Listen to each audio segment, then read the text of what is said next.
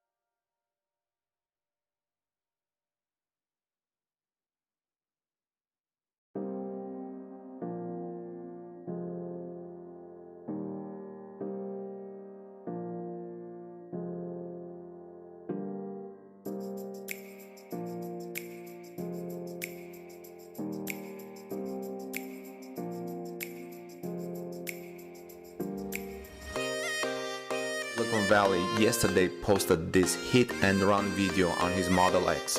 What was interesting is that another Tesla owner also commented, posting another video of his Tesla being hit by a similar truck. I can't believe I was just involved in a hit and run. Person must have been either drunk, and I doubt I can get the license plate. I'm so thankful I was in a Tesla that barely moved when this drunk driver hit me. I'm so glad my son and I are safe, wrote the owner of this Model X, who tweets at Tesla owner Silicon Valley handle.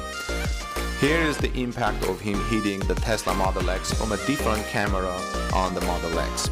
Also, when Tesla owner Silicon Valley posted this video, another person commented with this short video that you will see, saying the same thing happened to him. Perhaps this is something the police should look into. Please share this video.